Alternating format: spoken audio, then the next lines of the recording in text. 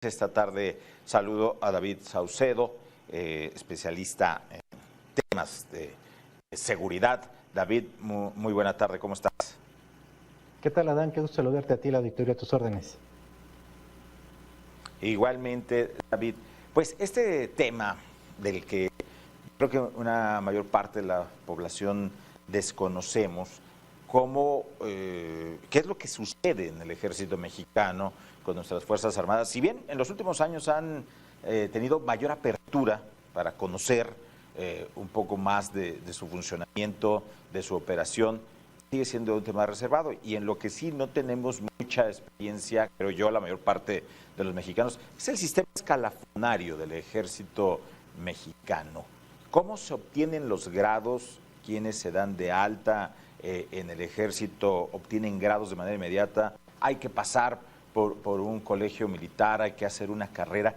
¿Cómo es todo este mundo militar, David? Sí, mira, en el ejército mexicano, como en muchos ejércitos de América Latina, para poder ir obteniendo los ascensos se tiene que hacer una carrera militar, que tiene que ver con cierto tiempo para poder ir obteniendo grados. En paralelo, también se puede ir ascendiendo mediante los esquemas propios de cualquier élite política, académica, intelectual, en este caso militar, es decir, la afiliación de grupo, la pertenencia a las distintas camarillas que hay al interior del ejército mexicano.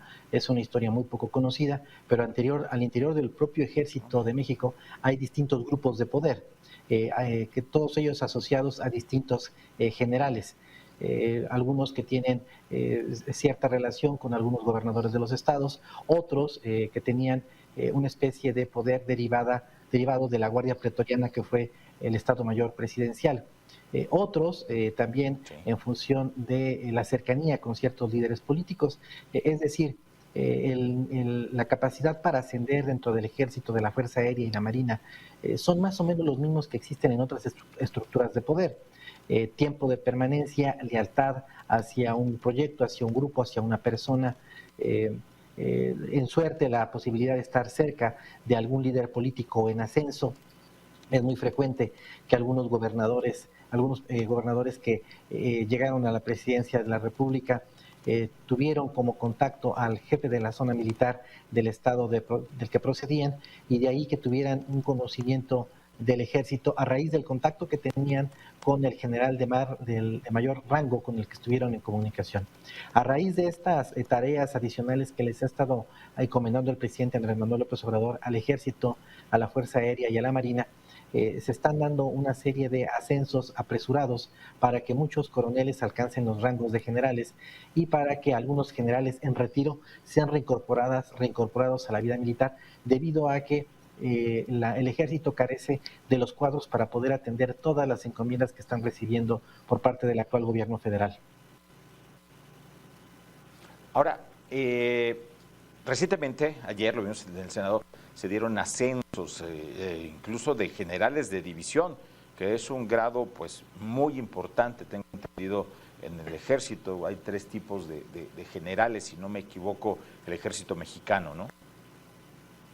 Sí, en efecto, el Ejército de México es uno de los ejércitos que no tiene desde hace tiempo una conflagración armada contra alguna fuerza enemiga, pero tiene un número muy alto de oficiales. Me parece que tiene más oficiales en este momento que el Ejército de los Estados Unidos. Esta es una característica propia del sistema político mexicano, la de dar muchos ascensos y a la élite militar proporcionarles condiciones económicas, laborales, de beneficio material para mantenerlos alejados de la política.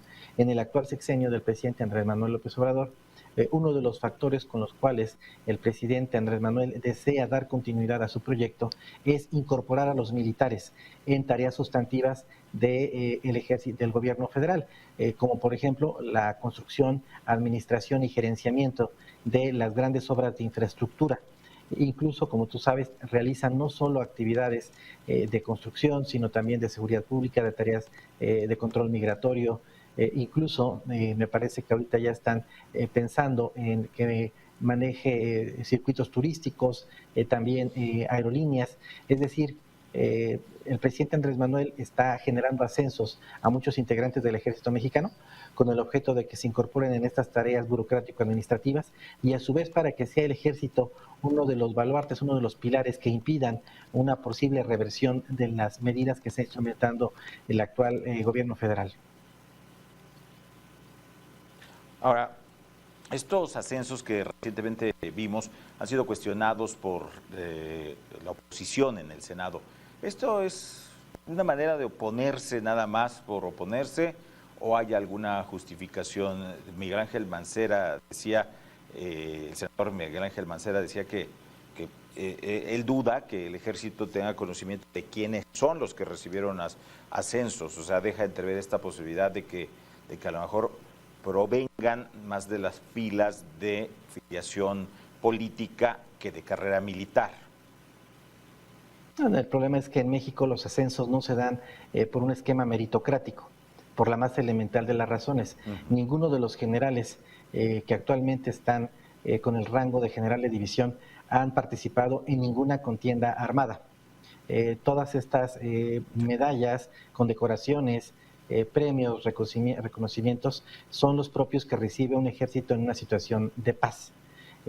A lo más a lo que han participado los integrantes de la jerarquía militar ha sido en el combate a células del crimen organizado o en tareas de seguridad pública en estados del país.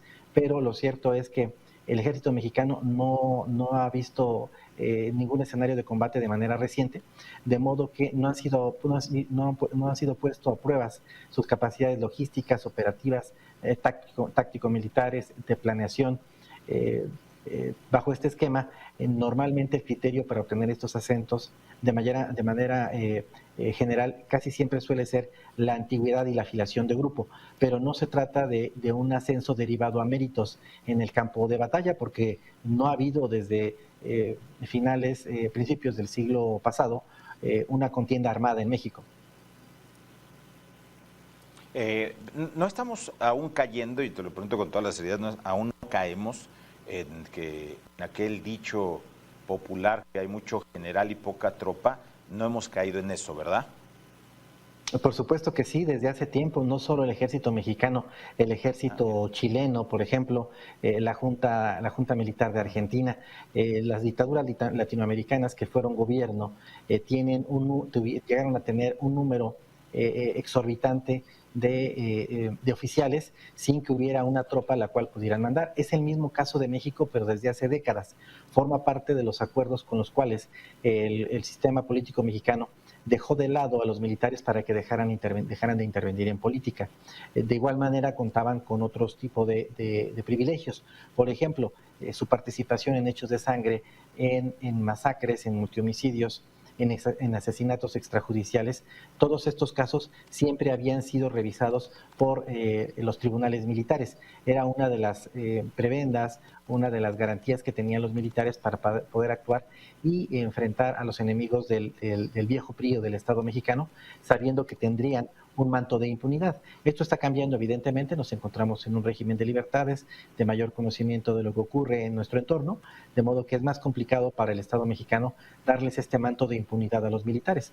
Y es justo lo que estamos viendo en el caso de Ayotzinapa, en donde la investigación dio como resultado el enjuiciamiento, establecer denuncias en contra de integrantes del ejército que tuvieron una participación activa en la desaparición y asesinato de los jóvenes de la Normal de Ayotzinapa. Ahora, el sistema de haberes vaya, las percepciones de oficiales y altos mandos son muy por encima de los que percibe la tropa, o si hay una concordancia, de acuerdo a las responsabilidades, obviamente también. En la escala de rangos y salarios, las que existen en el ejército mexicano son más o menos los mismos que existen en el gobierno federal, es decir, son salarios competitivos a partir de cierto rango. Evidentemente los elementos de menor rango en el escalafón tienen una percepción evidentemente menor, pero lo importante del propio, de formar parte de la estructura del ejército, en el caso de muchos de ellos que lamentablemente cometen actos de corrupción, no es propiamente el salario, sino estar ubicados en dependencias que les permita realizar negocios tal y como han venido siendo documentadas por las filtraciones de guacamayas. Ahora sabemos que al interior del propio ejército se cometen actos de corrupción en las compras de insumos, en las compras de materiales, en la construcción de obras de infraestructura. Es decir, al interior del propio ejército, el manejo del presupuesto tiene más o menos los mismos vicios que tiene el manejo del presupuesto federal en otros rubros. Lo que pasa es que no se había auditado de manera clara y contundente el ejercicio del gasto de parte de las unidades administrativas del ejército. Aparentemente el propio ejército mexicano realizó una labor de investigación acerca de cómo se ejerce su presupuesto y descubrieron una serie de fallas e irregularidades que solo tuvimos conocimiento ahora por las filtraciones de guacamayas. Los militares y almirantes, bueno, los generales, almirantes en nuestro país, entonces podríamos decir que pertenecen a una clase que es muy cerrada y que no está permitiendo que entren, digamos, nuevas generaciones al ejército mexicano. ¿Podríamos hablar de eso? Bueno, tenemos grupos de poder al interior del ejército y de la marina. Todos estos grupos están asociados a distintas figuras de la propia jerarquía militar o de la marina. Esto es un tema también generacional.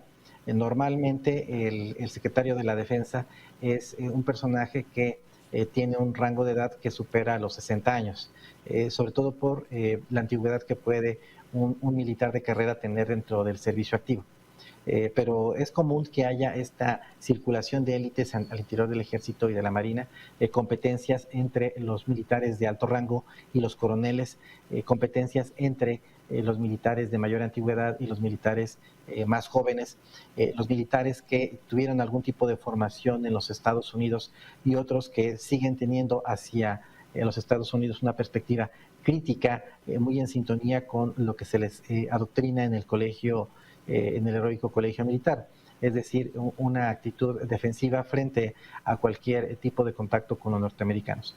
Es decir, al interior del propio ejército hay distintas corrientes de opinión, distintas generaciones, distintas filiaciones de género, generacionales, regionales, y es un poco difícil mapear el esquema de grupos que hay al interior del ejército, y tenemos conocimiento de las fracturas que hay al interior del mismo una vez que éstas han eclosionado.